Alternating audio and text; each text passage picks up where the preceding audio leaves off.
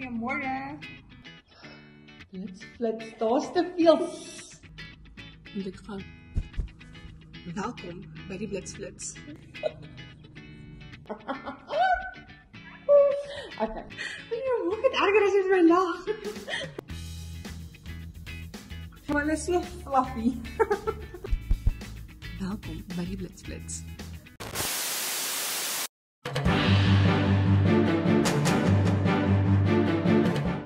Goeiemôre, my naam is Rolani Begeer en welkom by die Blitsflits. En dan ook welkom by die Hervormde Kerk.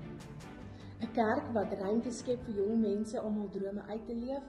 Ons lees juis van so 'n student op die voorblad van die Blitspos in Op pad met Ivanna met die naam van Ad Hatting.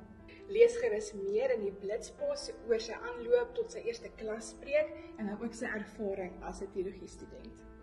Ons deel dan graag ook die goeie nuus van predikante wat in die afgelope week beroepe ontvang het.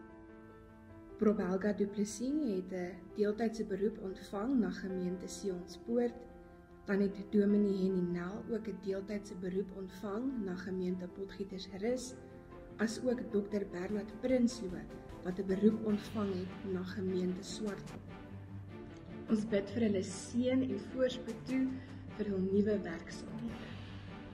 Dan wil ons julle graag ook uitnooi om die nuutste weergawe van die Hervormer onder oë te kry. Dit is elektronies beskikbaar, maar ook beskikbaar in 'n harde kopie by enige hervormde gemeente. Die Hervormer sluit in weergewing oor die afgelope 74ste algemene kerkvergadering en dan stel dit ook die nuwe bestuur van ons studentevereniging van der Hof voor. En dan skryf Dominee Janine Webelemanders ook dat God vir ons 'n herder is in elke seisoen. En Dr. Johan van Staden herinner ons dat God die lig is wat na die wêreld toe gekom het. Baie dankie dat julle ingeskakel het vir hierdie week se Blitsflits. Kom ons sluit vandag af met die voorlesing van die gedig in die Blitspos, Vonk 277 vers 1 en 2.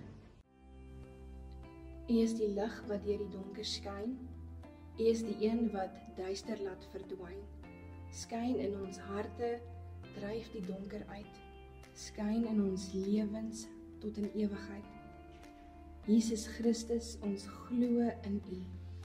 Ons buig voor U neer. Buig voor U neer.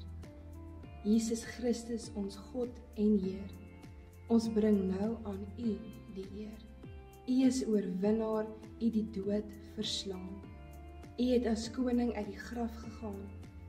Breek nou die bande, gooi die boeye neer.